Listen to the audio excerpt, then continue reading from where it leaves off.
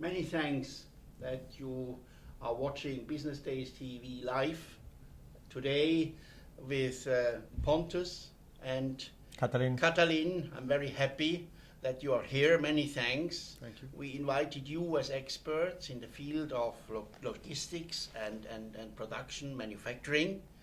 And first of all, I think it's important to hear who you are, where you're coming from.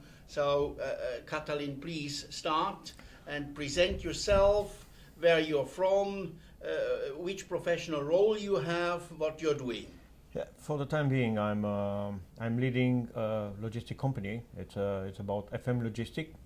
We have the headquarters in Timișoara, and we are acting quite visible on the domestic market in Romania. Mm-hmm. FM Logistic, it's actually a French company at the origin. We are very visible in France, Poland, Russia mainly. Wow. We are in top 3 in all the countries, but we also act in the Central Europe, in Czech Republic, Slovak Republic, Hungary, and we have good plans to expand. Recently our company started something in India. We took over a local company in India. We act in China and in Brazil for the time being. Wow, that's great. So, and what you are doing in the company, what's your role? For the time being, I'm the general manager of Romanian branch. Mm-hmm. And I started about 11 years ago as transport manager, then I moved to warehousing, and then I took over a platform, and finally I've been appointed as general manager, so I did almost everything. Very good. So you know everything, all the processes. You never know everything. There is always something new to learn. Good, yes. Yeah. Very good. Pontus, yes. Please present yourself as well. So I'm Swedish. My current activities I'm running together with another Swedish partner, a fairly newly founded consulting firm called Renacentia. We like to call ourselves profitability consultants rather than management consultants, as we work with increasing revenues, reducing costs, and optimizing use of capital.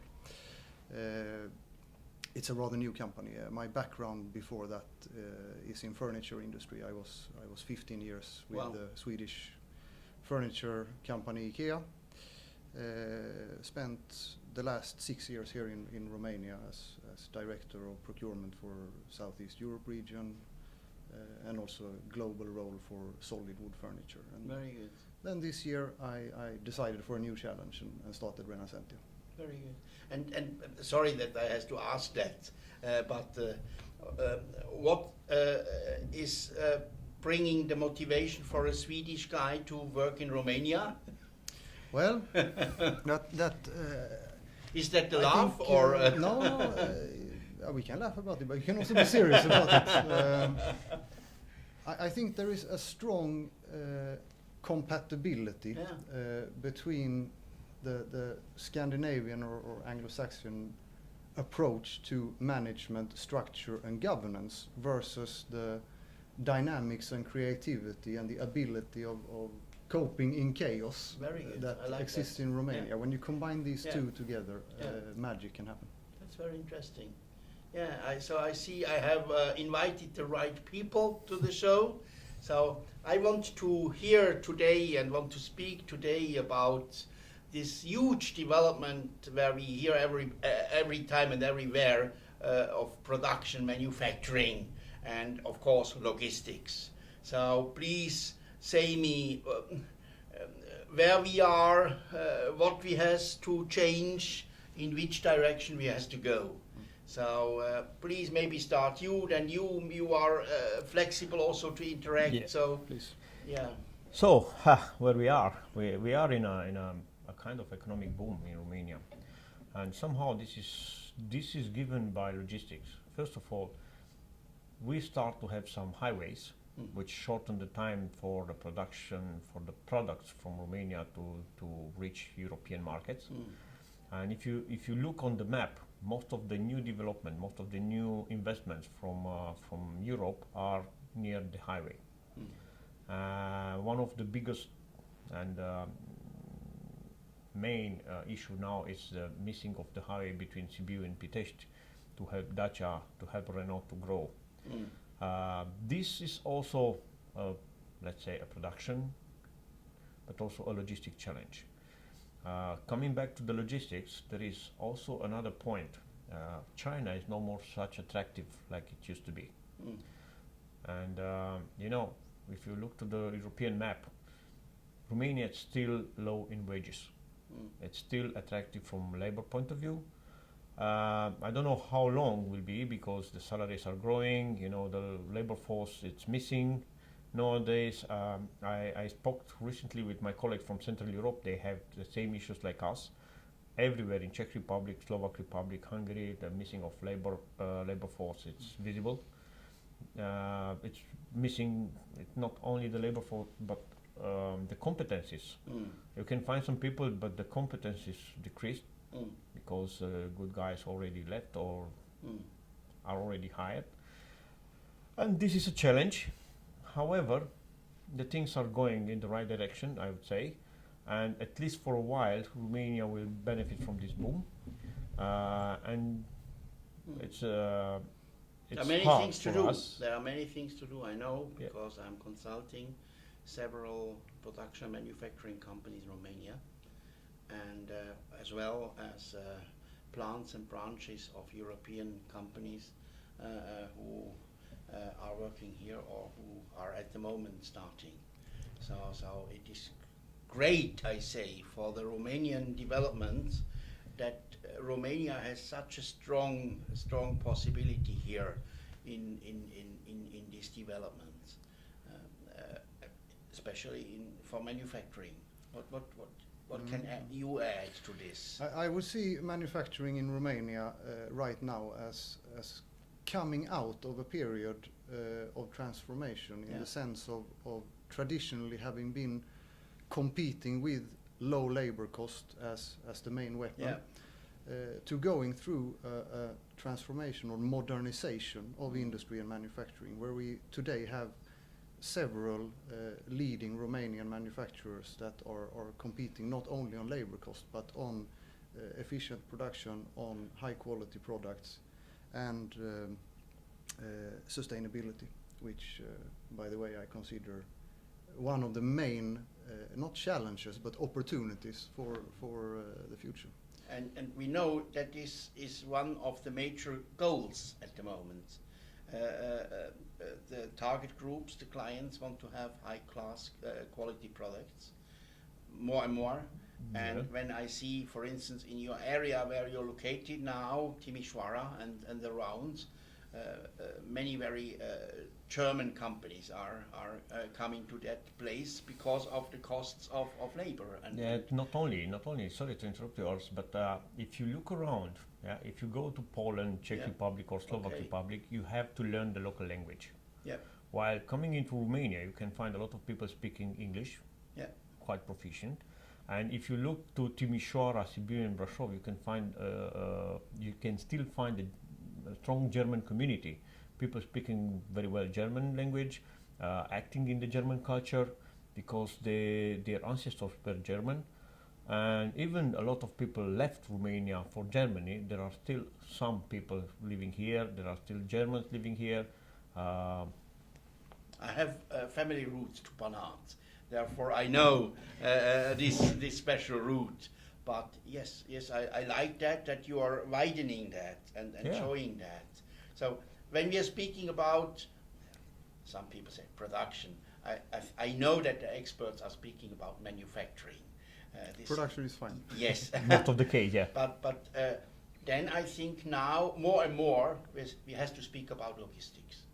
So can you please say me what is the differentiation? What you find and what you want to describe on logistics? What you want to describe on production or manufacturing? How you see this? Yeah, please. I had the luck to work in a production company, Yeah. and an electronic manufacturing facility, and then the chance to work for logistics. And I can say today, I had previously a short intervention in a panel where I said, in production, everything's logistics. Yeah. You have the logistics from raw materials, Yeah. the inbound of raw materials, which is logistics. You have the internal logistics to move the raw materials from the warehouse to the production line or whatever. And then you have the production line logistics from a place to another one. It's also logistics. And then you have the finished good logistics when you have to send everything to the final consumer.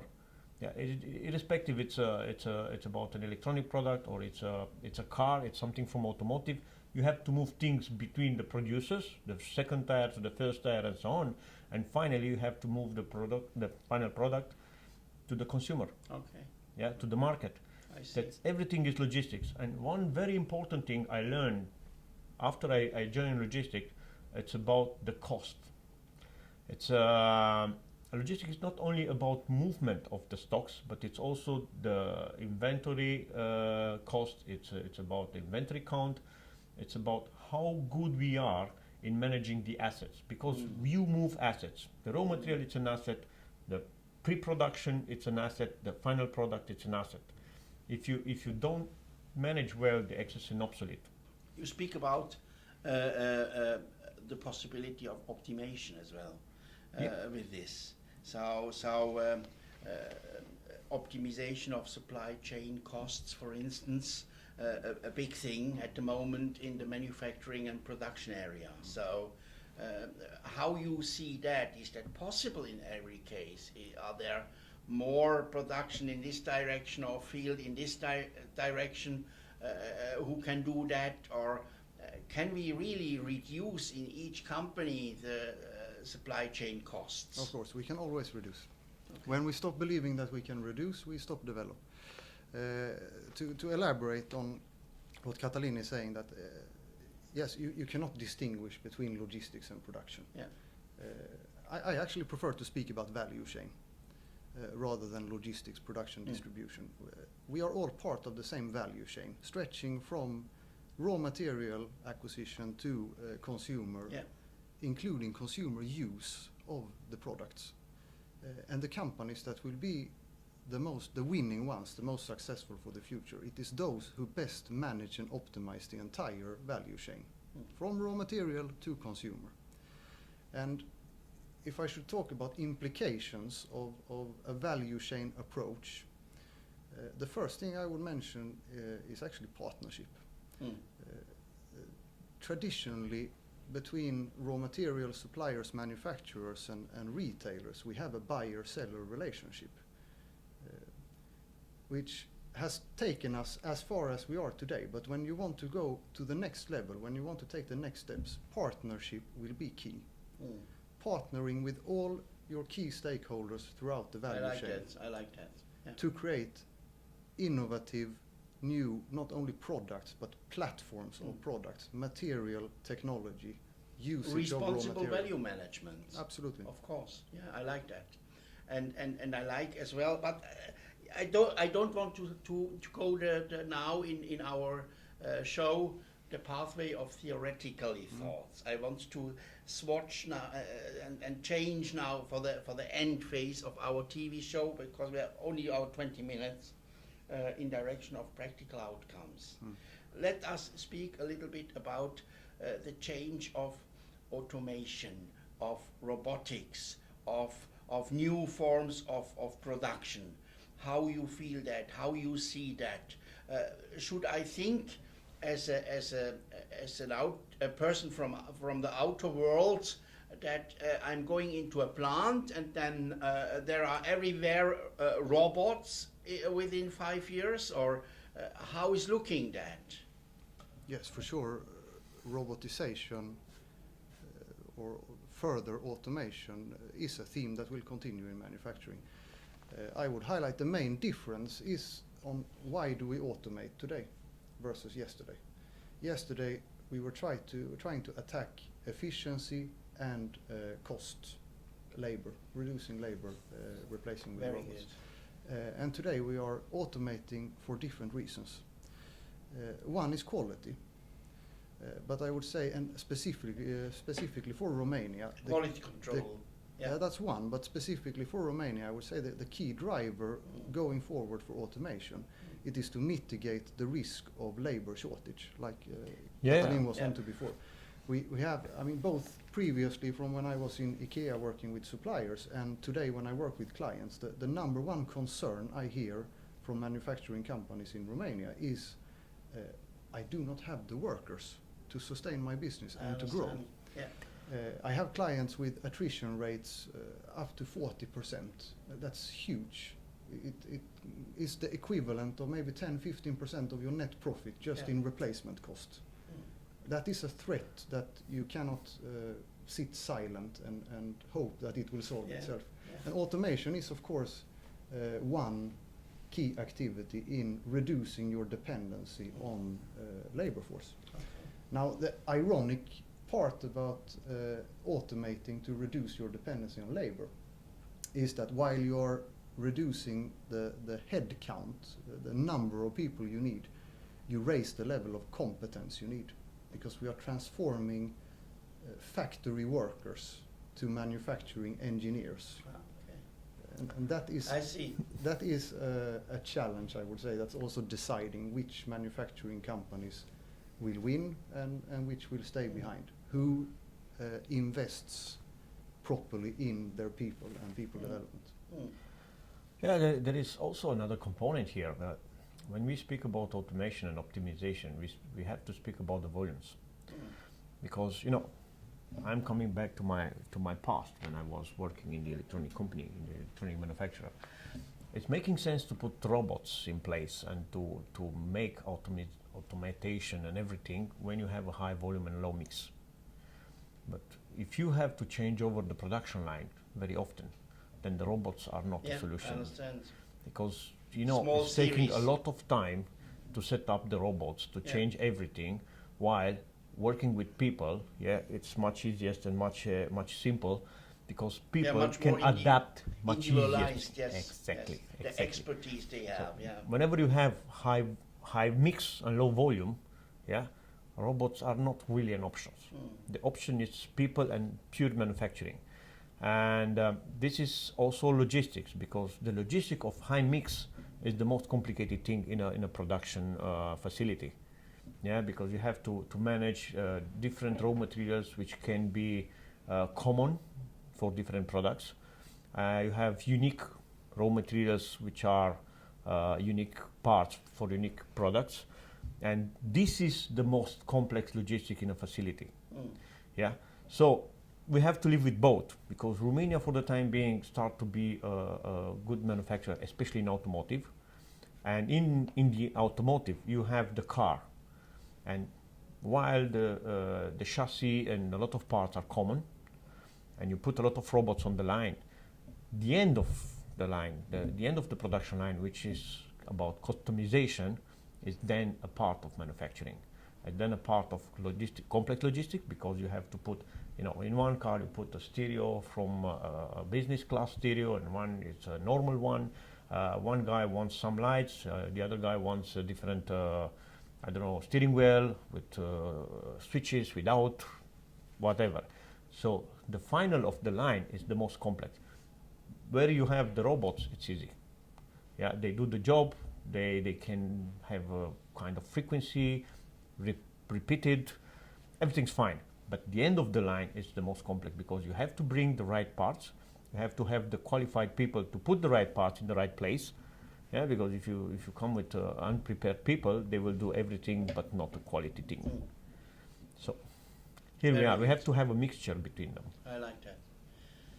Sorry to say, our time is already over, but I was very happy with the outcome and what we said and discussed. I really at the end smelled the air in a plant and going through a new technological production area and seeing around and feeling around, and I think I like that, and our public is also liking that. So many thanks that you came along. Thank you. And all the best at Business Days for the rest of your stay. Thank you very much. Thank you very much. Thank you very much.